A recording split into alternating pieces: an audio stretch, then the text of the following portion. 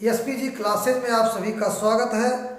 आज हम कक्षा 11 की हिंदी में छत्रसाल प्रशस्ति पढ़ाएंगे। तो भूषण ने महाराज छत्रसाल की प्रशंसा में छत्रसाल दशक की रचना की थी। निम्न कवित्व उसी का अंश है। कवि ने इन पंक्तियों में युद्धरत छत्रसाल की तलवार और बर्छी के पराक्रम का वर्णन किया है। पहली बात तो छत्रसाल प्रशस्ति। प्रशस्ति का मतलब होता है किसी व्यक्ति या वस्तु की प्रशंसा में लिखा गया ग्रंथ प्रशस्ति कहलाता है, जिसको हम यूलोजी कहते हैं। प्रशस्ति वंश के बारे में भी बताती है। इनका प्रयोग राजा या बड़े प्रधान द्वारा की जाती थी। ये अपने आत्मसम्मान में बड़े बड़े प्रशस्तियाँ लिखवाते थे, कवियों से लिखवाते थे। ऐसे ही प्रशस्ति हमें गुप्त वंश के पहले शासक चंद्रगुप्त की भी मिलती है। और यहाँ पर जो है भूषण ने भी छत्रसाल प्रशस्ति लिखा, उसी को जो है हम कवित्व के रूप में वर्णन करेंगे। प्रशस्ति का मतलब होता है प्रशंसा। तो किसी राजा के दरबारी कवि राजा के विषय में लिखते थे। निकसत म्यानते मयूखे प्रलय भानु कैसी और फारे तमतोम से गयंदन के जाल को और लागति लपटी कंठ बैरिन के नागिन सी और रुद्र ही रिझावे दे मुंडन के माल को और लाल क्षितिपाल छत्रसाल महाबाहुबली और कहाँ लो बखान करो तेरी करवाल को और प्रतिभट कटक कटीले केते काटी काटी और कालिका सी कीला की कलेऊ देत काल को निकसत म्यानते मयूख प्रलय भानु कैसी और फारे तमतोम से गयंदन के जाल को। निकसत माने निकलते ही, अब मयूख माने होता है किरणय। अब प्रलय भानु, प्रलय माने प्रलय और भानु माने सूर्य। प्रलय कालीन सूर्य, प्रलय के समय का सूर्य। तम माने होता अंधकार और तोम यानी गहन अंधकार। तम तोम माने गहन अंधकार। गयंदन माने बड़े बड़े हाथी, है ना। तो महाकवि भूषण कहते हैं कि छत्रसाल की तलवार म्यान से निकलते ही प्रलय कालीन सूर्य के समान प्रचंड और भयंकर रूप में चमकने लगती है और घने अंधकार के समान काले और विशालकाय हाथियों के समूह को चीर देती है। जैसे सूर्य होता है अंधकार को फाड़ देता है, वैसे छत्रसाल की तलवार भी हाथियों के समूह को चीर देती है। इतनी उसकी तलवार में इतनी तेज धार थी। लागत लपटी कंठ बैरिन के नागिन सी और रुद्र ही रिझावे दे मुंडन के माल को। वह तलवार नागिन की तरह यानी सर्पिणी के समान शत्रुओं के कंठों से लिपट कर उनके प्राणों को हर लेती है और इस प्रकार मुंडों की माला देकर शिव जी को प्रसन्न करती है। तात्पर्य यह है कि छत्रसाल की तलवार मुंडों की माला पहनने वाले रुद्र यानी शिव जी के अवतार को शत्रुओं के मुंड देकर प्रसन्न कर देती है। लाल क्षितिपाल छत्रसाल महाबाहुबली और कहाँ लो बखान करो तेरी करवाल को। तो बच्चों करवाल माने तलवार, है ना। तो आइए इसका अर्थ देखते हैं। कवि भूषण कहते हैं कि हे महाप्रतापी पृथ्वीपति और चिरंजीवी छत्रसाल यानी लाल क्षितिपाल छत्रसाल महाबाहुबली, ये छत्रपाल के विशेषण हैं। चिरंजीवी छत्रसाल, आपकी इस तलवार की अद्भुत और चमत्कारिणी शक्ति का वर्णन कहाँ तक करूं, अर्थात शब्दों के माध्यम से आपकी इस तलवार की प्रशंसा करना संभव नहीं है। इसके बाद प्रतिभट कटक कटीले कहते काटी काटी और कालिका सी किलक कलेऊ देत काल को। प्रति माने प्रत्येक, भट माने वीर बलवान और कलेऊ माने जलपान, है ना, लंच जो होता, कलेवा नाश्ता जिसको हम कहते हैं। तो कालिका सी यानी काली सी और कलेऊ काल माने समय, मौत।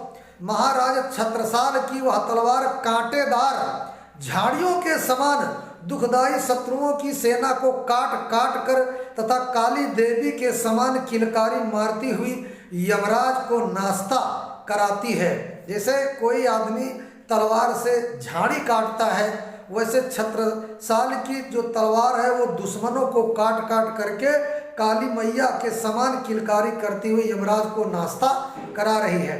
तो बच्चों, इस छंद में महाराज छत्रसाल की वीरता का ओजपूर्ण वर्णन किया गया है। छत्रसाल को युद्ध में निपुण महावीर के रूप में दिखाया गया है।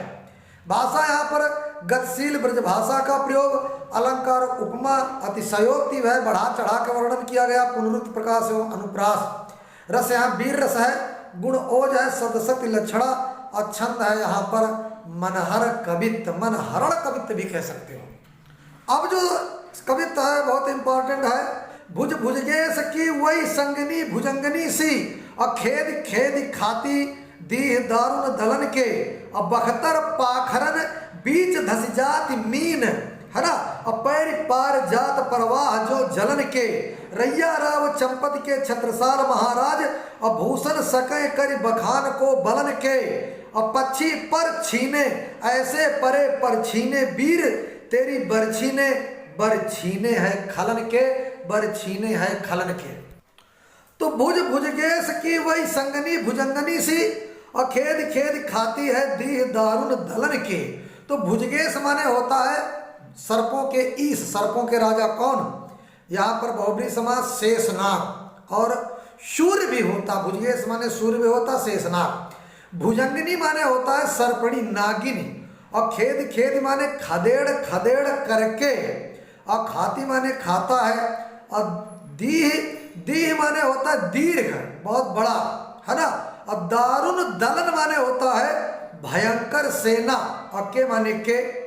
तो यहाँ पर बच्चों इन पंक्तियों में कवि भूषण महाराज छत्रसाल की तलवार की प्रशंसा करते हुए कहते हैं, क्या कहते हैं कि हे महावीर छत्रसाल, जिस प्रकार शेषनाग के साथ नागिन रहती है, उसी प्रकार तुम्हारी भुजा के साथ ये तलवार भी हमेशा रहती है। और खेद खेद खाती दीह दारुण दलन के, और ये तलवार शत्रुओं की विशाल और भयंकर सेना को खदेड़ खदेड़ कर खा जाती है। इसके बाद बख्तर पाखरन बीच धस जाति मीन, और पैरी पार जात परवाह जो जलन के। बख्तर माने होता है कवच, है ना, बख्तर माने कवच है।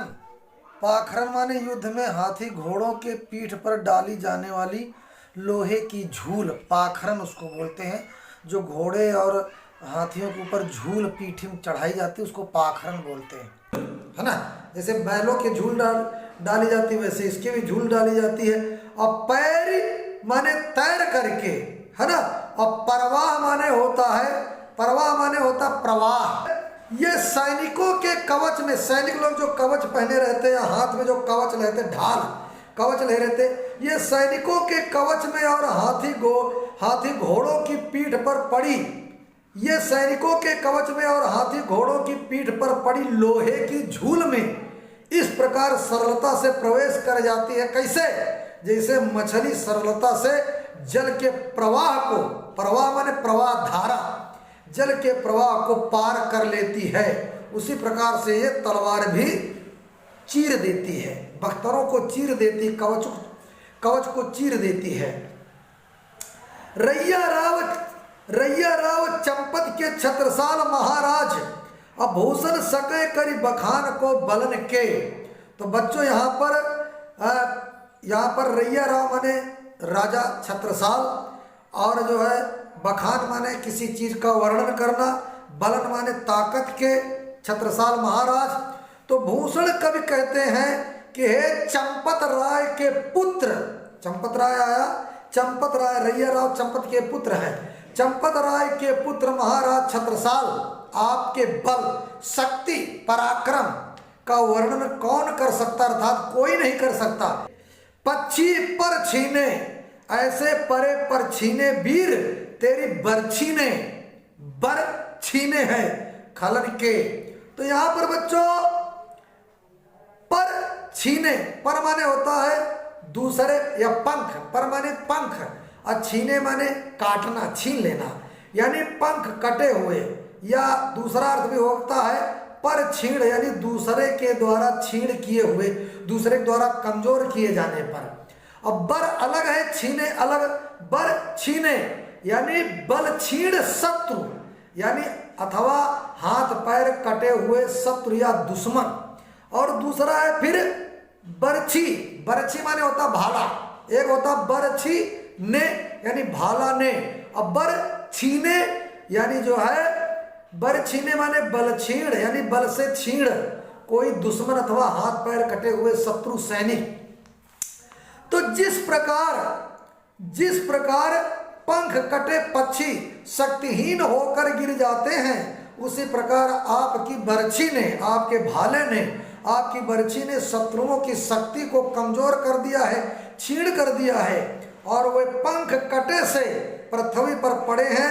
अर्थात आपकी तलवार ने शत्रुओं की समस्त शक्ति बल को नष्ट कर दिया है।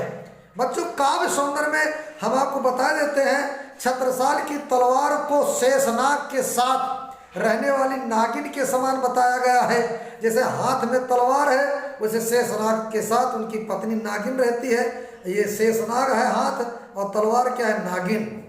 यह कवि की कल्पना शक्ति प्रशंसनीय है। देखिए, जहां पहुंचे सूर्य रवि वहां पहुंचे कवि। तलवार की अद्भुत शक्ति के वर्णन में कवि ने अतिशयोक्ति का आश्रय लिया, सहारा लिया। अंतिम दो पंक्तियों में पद मैत्री और यमक अलंकार का सौंदर्य दर्शनीय है। जहाँ पर एक शब्द कई बार आवे लेकिन हर जगह उस शब्द का अर्थ अलग अलग हो, वहाँ पर यमक अलंकार होता बरछी ने, भाला ने। और बर छीने यहाँ अलग अलग है, यानी पंखों को छीन लिया, इसलिए यहाँ यमक अलंकार। शैली बच्चों मुक्तक है, अलंकार उपमा यानी तुलना भी किया, अनुप्रास यमक एवं पुनरुक्त प्रकाश रसवीर है, शब्द शक्ति लक्षणा गुणकोज छंद यहाँ पर मनहरण कवित्व या कवित्व है। धन्यवाद। अगर सर्च करने पर आपको वीडियो नहीं मिल रही है तो पहले चैनल का नाम लिखो SPG क्लासेस, फिर क्लास लिखो, हिंदी डालो और पाठ का नाम लिखो, सर्च करो, आ जाएगा। लेकिन जब तक आप SPG क्लासेस चैनल का नाम नहीं लिखेंगे, क्लास का नाम नहीं लिखेंगे और पाठ का नाम नहीं लिखेंगे, आपको हो सकता वीडियो ना मिले। इसलिए आप लोग सब्सक्राइब कर लो, पाठ का नाम डालो, चैनल का नाम डालो तो जरूर मिल जाएगा। धन्यवाद बच्चों। वीडियो लाइक, सब्सक्राइब, कमेंट करो और चैनल में आप बने रहो। आप अपनी हिंदी को मजबूत करो और बेल आइकन घंटी भी बजा देना और अन्य दोस्तों को भी शेयर कर देना। धन्यवाद, नमस्कार।